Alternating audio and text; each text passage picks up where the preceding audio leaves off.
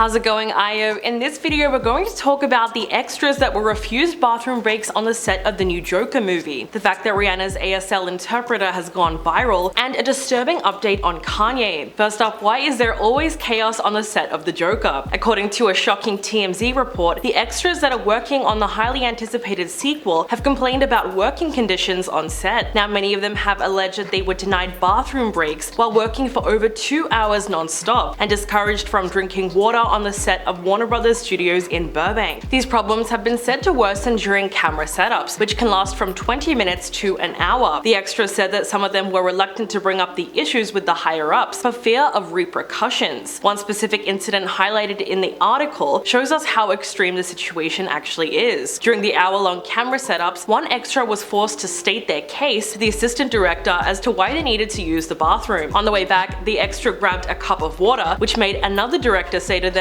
"Why are you drinking more water? So you have to go pee again?" Talk about bathroom police. But this is definitely causing a lot of tension on set. Apparently another assistant director was overheard saying, "I've never had to go to the bathroom this much. What did they even do in there? Because they definitely aren't using them." Now, if you're wondering why these extras haven't spoken up about the issue, it's because their jobs might be at stake. That particular shoot in Burbank is scheduled for 5 weeks, which means it's regular work on the table for extras during a normally slow period in Hollywood, which is why a lot of them don't want to speak up about the bathroom breaks. But these assistant directors have ignored the most important rule. When you gotta go, you gotta go. And now the situation has pissed off a whole new entity, the Screen Actors Guild. The organization has investigated a complaint, and at the moment they're keeping a close watch on the production for any more break time violations. But what's really crazy is that this isn't even the first time this has happened. While filming the first Joker movie in 2018, extras were locked in a Brooklyn subway car for more than 3 hours, and they started peeing on the tracks because they couldn't wait. So obviously the production team hasn't learned their lesson from what happened in the first movie. The sequel is called Joker Folie à Deux, and it's set to be released in 2024, but we knew it was going to be a very long wait considering the fact that they only started filming a month ago. Though the movie is still ways off from hitting the big screen, there is quite a bit we do know about the Joker 2 and what to expect from the follow-up. Of course, we wouldn't have a sequel without Joaquin Phoenix reprising his role as Arthur Fleck, aka the Joker. He absolutely killed it in the first movie, and he really made the character his own. His version of the Joker was creepy and disaffected in such an off-putting way that it was almost uncomfortable to watch. For his efforts, Joaquin received enormous critical acclaim throughout the industry. He even walked away with the Academy Award for Best Actor, as well as a number of different honors. And getting him back in character looks like it's already happened in a pretty creepy way. Some early shots from the set of the movie have floated around on Instagram, not to mention the other major change. They added Lady Gaga to the cast as Harleen Quinzel. Whether this is supposed to be a character who eventually becomes Harley Quinn, or is just meant to distinguish between previous Margot Robbie versions, well, that isn't exactly clear, but we do know that the characters are effectively the same because she's still going to be the psychiatrist who is treating Arthur Fleck. And that's Harley Quinn's backstory in the comic books, where she starts as a doctor before eventually going insane herself and falling under the Joker's spell. So far, there's already been a viral Twitter post of the singer as Harley Quinn that was created by AI. The user captioned the photo saying, "Lady Gaga made her first appearance teasing her Harley Quinn role in New York yesterday." But the biggest change ever is the fact that the movie is set to be a musical. The rumors were pretty ridiculous at first, but it's since been confirmed that this will either be a musical or at least have a lot of musical elements. For that reason, it does seem to make sense that Lady Gaga was cast, because with singing, dancing, and acting skills, she's basically a triple threat. So far, there's been so much fan art created for the movie, so be sure to check it out if you want some ideas of what it might look like. Next up, we have to talk about the hilarious moment that Rihanna's ASL Interpreter went viral. Justina Miles was clearly the breakout star of the Super Bowl halftime show. She was a sign language interpreter of the night, and she was signing for deaf viewers at home while enthusiastically dancing along to Rihanna's set list. The 20-year-old made history as the first hard-of-hearing female performer to sign at the Super Bowl. The video of her dancing has since blown up on Twitter, and it was posted with the caption, "Rihanna's sign language interpreter deserves a raise. She was giving it her all." Overall, it was clear that people loved her moves, as they commented things like, "I want to party with her," and "She had more energy than Rihanna." Someone even posted a video of her at Nicki Minaj's Rolling Loud performance, where she was on stage doing the sign language interpreting, so she's obviously very in demand. We know that Justina comes from Philadelphia, and she's currently a nursing student at HBCU Bowie State University. She's already highly accomplished and was a part of the USA team that went to the 2021 to 2022 Deaflympics in Brazil, where she won a silver medal as part of the women's track relay team. She was also the valedictorian at the Model Secondary School for the Deaf in Washington. At the moment, ASL ASL interpreters are becoming more and more common when major music festivals and concert goers want to make sure they are accessible to fans with hearing loss. Interpreters provide a highly valued service, which gives concert goers with a disability a more complete experience for their money. So that's why it's extra incredible when the interpreters are able to match the rhythm and the energy of the music, because it communicates so much more than just the lyrics of the song. This year's Super Bowl halftime show had a ton of insane moments. Rihanna ran through a dozen of her iconic songs before the 15-minute show was over, and she did so with only her backup dancers, since she chose not to include any guest artists that normally perform with her. The halftime show also brought about a million memes that were made because the stage itself caught the internet's attention immediately. According to Twitter, the flying platforms just happened to make the whole thing look like Super Smash Bros. Someone tweeted, "Rihanna looks like she's on a Mario video game level." Another person posted a viral meme of the Super Mario characters on the platforms. The result was absolutely hilarious. Rihanna herself even played into the joke and tweeted, "Super effing Mario." The singer was surrounded by the same troupe of dancers throughout the show, who were incredibly synchronized in their movements that stretched across the field. Some people said that the puffy white hooded tracksuits also made them look something like dancing marshmallows. They did a good job of distracting the audience from the fact that Rihanna wasn't exactly doing much choreography herself, but there's a very good reason for that. Another one of the show's surprises came when she revealed her second pregnancy. Rihanna stood out from the dancers wearing a bright red jumpsuit unzipped over a matching red bodysuit, but viewers couldn't help noticing that she kept rubbing her stomach multiple times throughout the show. There was also a little bump visible underneath her clothing. The happy news was later confirmed by her representatives. This came as quite a shock to some people, considering the fact that Rihanna and ASAP Rocky welcomed their first child together, a baby boy, on the 13th of May last year. The baby's name isn't known yet, as the couple have kept out of the spotlight since his birth. But Rihanna's father, Ronald Fenty, was recently interviewed by Page 6, and he said, "Everyone says the baby looks like me, but you know, babies change, faces change. He resembles a lot of Rihanna and Rocky together." When he was asked if the couple planned to tie the knot in the near future, Ronald said that he didn't know, but he did make it clear that he thought ASAP was very respectable and said he's taking to fatherhood very well. The rapper has previously called Rihanna the love of his life, and now with a second child on the way, many fans believe that they will be walking down the aisle sometime soon. Rihanna was praised by fans online for making a powerful statement for women around the world, with many people claiming it was one of the best Super Bowl halftime shows ever. Before the show, there was a crazy amount of speculation as to who she would bring out to perform. While doing promos, she was asked whether or not there would be any surprises during the show. At one point she said, "I'm thinking about bringing someone. I'm not sure, we'll see." She then giggled and refused to confirm what she meant when the cameras weren't rolling. From that point on, there were rumors that it would be someone like Kanye West, and for a second it did seem like she was going to bring him out. Halfway through the show, she performed the 2010 hit All of the Lights, which was actually Kanye's song that Rihanna was featured on. It was one of the songs that actually received a little more screen time than the others. This instantly worried fans, who thought it might be an introduction to inviting him on stage. It's been reported that she has yet to cut ties with him, despite his controversial remarks against the Jewish community. According to an inside source, the singer is still friends with him, and she drew inspiration for her all-red outfit from his Donda listening party outfit in 2021. But fortunately, Kanye did not make an appearance, and that was probably a good thing. It was recently reported by the Anti-Defamation League that more than 30 anti-Semitic incidents have occurred over the past few months, and they've been linked to his hateful comments. They included a lengthy list of episodes that took place across the country during his months-long spree of interviews amplifying hate speech. They said these incidents were things like vandalism, banner drops, and propaganda distributions, even on college campuses. Eventually, the slogan "Ye is right" surfaced online in hashtags and anti-Semitic accounts, and it seemed like it was becoming more mainstream across the internet. Ye's outburst coincided with Elon Musk's purchase of Twitter in October, which came with an increase in anti-Semitic posts on the platform